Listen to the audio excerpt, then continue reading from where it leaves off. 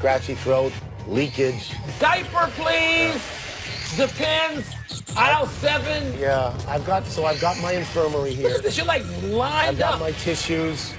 I've got my cough drops. For the second day. I've got my throat spray. You don't have Robitussin? So You don't have chili? So I used the throat spray before and missed my mouth. That's great. Get And in your eye? put it on the side of my face, which is what happens when you're really old. Welcome to PTI, boys and girls. In today's episode, the Cavs are reeling.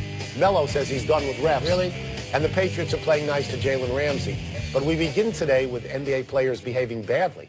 On the occasion of Chris Paul's first return to his old team, the Clippers and Rockets played a chippy game with many near fights, and a claim by Rockets coach Mike D'Antoni that Blake Griffin deliberately clipped him on the sideline. After the game, some Houston players ended up in the Clippers' locker room where they were not welcome. Among them was Chris Paul, who knew a secret passageway from all those years at that court. Wilbon, doesn't the league need to come down hard on all those involved? The league needs to come down hard on anybody who's in the other locker room. You can't do that. That takes on this, gang-like thing. Can't do it. What was West Side Story? The Jets and the who? Sharks. The Sharks. The Jets and the Sharks can't beat each other's headquarters. Here come the Jets like a bat out of hell. Someone gets in our way, someone don't feel so well. For those of you over 70. That's great, Natalie Wood. Yeah. So, no, somebody has to sit for that. Yeah. I don't care about you. I watched every second of this game. I loved it. I turned the TV off apparently too early because if you turned it off before 2 Eastern, you missed the part where one team migrated to the other team's locker room. I missed that update.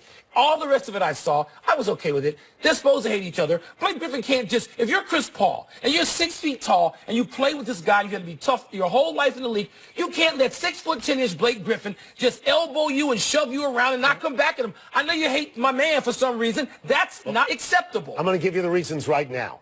Your obsessive love affair with Chris Paul has always confounded me. I know you don't like Blake Griffin. The two, you have to pick sides. I don't dislike him. I like Chris Paul. You know what? I do. I respect It's him. like in the old days, it's like Reggie Jackson and Billy Martin. Ooh. Where were you on that one? Well, I was on Reggie's side, as you well know. All right. But in this particular case, you have in Chris Paul, who's someone who's a complete irritant, someone who's a dirty player, and someone who's never gone particularly far in the playoffs. I think that's fair to say. And Blake Griffin's going how far if you're taking his side? He's going absolutely no further. Yeah. In this particular case, what I would say about Chris Paul is that, am I mistaken? Isn't he the head of the NBA Players Association? Yes, You can't go into the locker. No, you have to. Now, I don't think fines for the other stuff. I don't think Adam Silver will suspend anyone. Adam Silver will actually suspend himself, so the players will still love him and fine himself. You can't go in locker rooms. No, but chippiness is finable. Suspension over there, and I would suspend Blake Griffin. Why? He was an antagonist in this. He was. I might even say to Austin Rivers, sit down and shut up, or you're going out too. This is not the plantation of pro football. Okay? And so he doesn't have that power. Well, and it's good for the players that they had the stones to negotiate, and he doesn't have that much power, but he won't be suspending anybody for being chippy. This is I think the only thing that can hurt the NBA is if there is a perception that the players run it. I said this 2 days ago. I agree with that. That's right. Not about run it. When you're flying high like this, don't get into menial, stupid stuff. Just don't do that. But it was kind of fun to watch. Stay out of the other guy's locker room. I don't hate Blake. Stop saying that. I just like Chris Paul. You got your Okay. people. Got your people. Reggie do. Jackson. Yes. Billy Martin. God, you against Billy Martin. That must have been fun. That's a very long time ago. The Cavaliers lost at home to the Warriors wasn't nearly as contentious, and therein may lie one of many problems for Cleveland. The Warriors took over that game late and just shoved the Cavaliers aside like they were some middle-of-the-road team. David McMenamin writes today that several prominent players speaking to multiple media outlets are expressing doubt that the problems of a defensively challenged and aging roster with a glut of specialists will get better without a major roster upgrade soon. Tony, you and I usually don't make a big deal out of Cleveland's midwinter issues, but is this time a round of greater concern? I would stress caution in this because this is an annual right that we do. We watch the Cavaliers do poorly. We wait for LeBron to get disgusted enough that he makes changes. He brings in a lot of people that are different. I would say to you, and I know you would agree, that the team we're seeing on the floor now is not the team that we're going to be seeing in May. He could bring in new players. He could fire Tyronn Lue. He fired David Blatt. He used to have a general manager who helped him achieve their particular goals. Helped him. David Griffin. You mean like actually did the legwork? I don't know these deals if the new general manager can do that, but my opinion on this is that you hold back for a while because we do see this every year. Let me get into some specific Cleveland problems. They make deals because they have assets that other people want, and they make deals. First of all, they don't have that deal maker. David Griffin is up in Napa chilling. He's Good for gone. him. Yeah. Okay? So they don't have that. So they also don't have a guy, David Griffin, who has the owner's confidence or who has LeBron's confidence over a period of years to be able to remake that roster on the fly. They also have an asset they can't let go of because they don't know if LeBron's going to be there long term. They'd be stupid to give up Brooklyn's pick when they may have to rebuild from scratch. Therefore, Tony, they're not in a position to make those deals. Well, I mean, in the near term, when you lose to Golden State, that's not a big deal. They are by far the best team in the league, and they're 13-0 currently on the road. That's right. And if you're Cleveland, you do have to wait to see what are Isaiah Thomas's strengths as he gets so that his leg. LeBron Agreed. can cerebrally decide, here's how we use him best. I think you are more inclined to believe this is not their year than I am. I'm inclined. I'm not going there yet. But Boston looks better, not unbeatable. That's right. You know, the Wizards are not what we thought they were. Toronto looks really good, and I'm shocked I'm saying just that. let me ask you one question.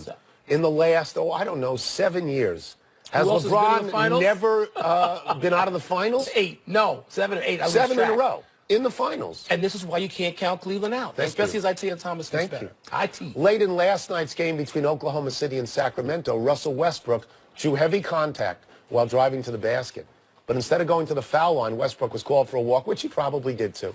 He barked at the referee and he was tossed. After the game, Carmelo Anthony said of the refs, and I'm quoting directly here, "I'm done with them. No disrespect, but I'm done with those guys. You got to help me figure that out." Unquote. Well, let's start with Westbrook. Should he have been ejected? Maybe, maybe not. There was a foul. He missed it. So what? Fouls are missed every night. It doesn't mean you can just have a spasm every night if you're a player, because players act like they don't make mistakes anymore. And by the way, Carmelo, I'm done with the rest. No, you're not, because they're going to be there tonight. They're going to be there the next game. It's not shirts and skins where you call on your own fouls. But this, again, speaks to the bigger issue. You now have a generation of millennials locked in a cage with each other with a 94-foot wood floor under it of referees and players. And unless they're texting to each other or tweeting to each other, with mild exception, they can't communicate. Yeah, I don't know what Westbrook said. There are magic words that get you ejected. Know what one of them is. Right, but I thought he got a quick hook on that particular thing. Okay. I think when you're a star, you can walk. I mean, LeBron with the invention of the crab step, which is six steps. So, but people pay to see you. That's right. The problem with the referees thing, and God bless Carmelo, who tries so hard and always ends up sounding sort of silly, but Carmelo is an all-star player of consequence. And Draymond Green is an all-star player of consequence. And if you have a building wave here that says among players of consequence that our relationship with the referees is no good, then this is a danger. This is where Adam Silver has to walk in and bring the players and the refs together and say, we got to smooth this over, because we're not going to have a game where players call their own fouls. That's right. We're not going to have that. And we're not throwing out all the referees. They're supposed to be doing All-Star Weekend. Tony, I don't see how this will get better. We see this problem throughout society.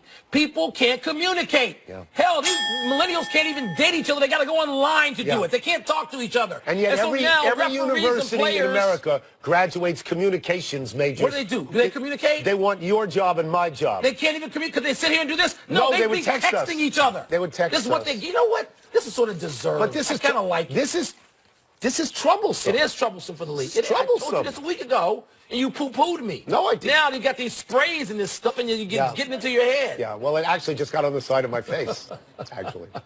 The Jacksonville Jaguars now seem to be on the wrong end of a New England Patriots special mission. The Patriots say they're just fine with Jaguars cornerback Jalen Ramsey essentially guaranteeing a win in Foxborough Sunday. Not essentially. He guaranteed it. Patriots special teams captain Matthew Slater said via NBC Sports Boston, quote, "The good Lord made that guy, said, let there be a corner. And there he is. I'd be confident if I were him as well." Close quote. And so it went at Patriots headquarters. The Jags are great. They're confident. Ready. Let's go. Tony, the Patriots' comments dripping with sarcasm mean what? Now, this is something we understand. The most famous thing that Bill Belichick ever said is on to Cincinnati, answering 12 different questions.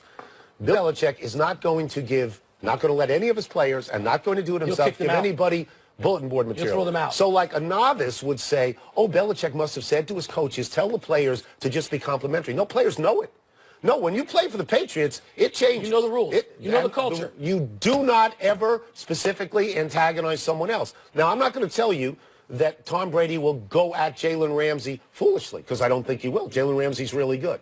But if Brady gets a chance to embarrass him, he will. And after the game, if the Patriots win, he'll walk point at him. Walk right up to him, He bark at him. Yes, he will. He will. This is a case where non-communication, while it's bad for the NBA players and the refs, is perfect for New England. Yes, That's what they thrive on. They don't say anything to anybody. And if they do, it is dripping with sarcasm. Yes. And they've been over this at sarcasm class, which probably starts in minicamp or OTAs in May. And Bill Belichick communicates to them, we don't do this. We don't guarantee anything except our own effort and performance and practice habits, and then we play. There's a couple of statistics about the Patriots that I've always found intriguing. I know they were true. I think they still are true. First, they have more college graduates than any other team in the NFL.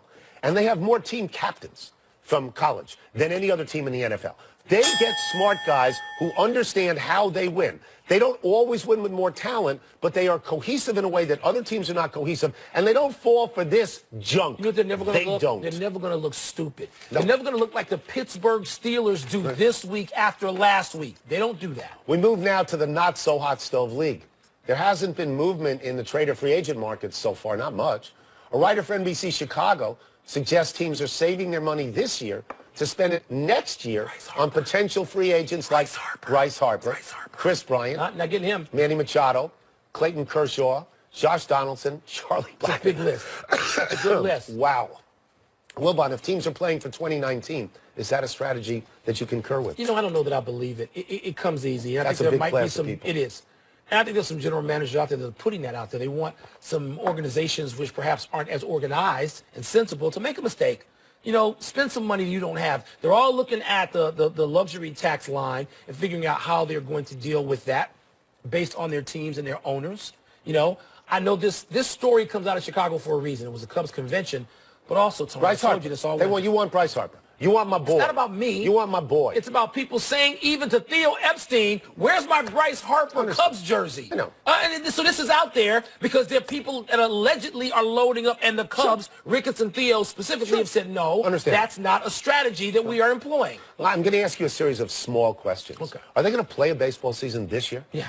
Will it have 162 games? Yeah. Will it culminate in a World Series? Yeah. Why wouldn't you try to win this one? Well, here's the deal. I mean, the Houston Astros, who won the last one, just got Garrett Cole, who walks in as a 1, 2, or 3 starter right away. They're going to try to win this year because you know what? Maybe most of these free agents will stay where they are. What did Drew Olmeyer's dad tell you? The answer to all your questions is money. Okay, so these are investments you make now in these players. You're making, well, you said Bryce Harper once you said he was going to get $400 million, which he's probably not going to get. I said he'd go to the Yankees, okay, too. I so didn't the think point of the Cubs. is, when you have to figure out how to spend this money, how to use your somewhat limited resources in the case, except maybe a 14. I try to steal next this year. Maybe. I try to steal well, somebody this year. may do that. So is it a strategy or not? Would you do it? If you're one of those big market teams, Yankees, Red Sox, Cubs, Dodgers, Giants, Nationals, would you load up? I would harvest my nuts, as we like to say about squirrels. That's what I would do. Okay. Let's take a break. But coming up, we will ask Brian Windhorst whether the Cavs are experiencing any regret over trading Kyrie Irving to the Celtics. We'll also ask him whether the signs are pointing to LeBron James leaving town after this season. I almost made it through without coughing. You got to have some coffee. I almost made it through. I didn't get all the way through. You don't have any Robitussin? I know, or chili, I know. Exactly. Let's dig back into this reported dysfunction on the Cavs with our great friend Brian Windhorst from the Windhorst Studios in Nebraska. How about that? We always say this team will be fine, the team will get it together. Is this truly different this year? I don't know, Tony. I wish I could tell you, oh, yeah, this is going to be different. You know, when you look at what's happened in the past, it's very easy to just assume that it's going to be the same in the future. I will say this, the Eastern Conference is more demanding this year than it's been in the last couple of years. Even the Miami Heat now, they look like they're going to be formidable. The Raptors are playing the best they have, the Celtics. So it's not just what the Cavs have to do to right themselves. It's about their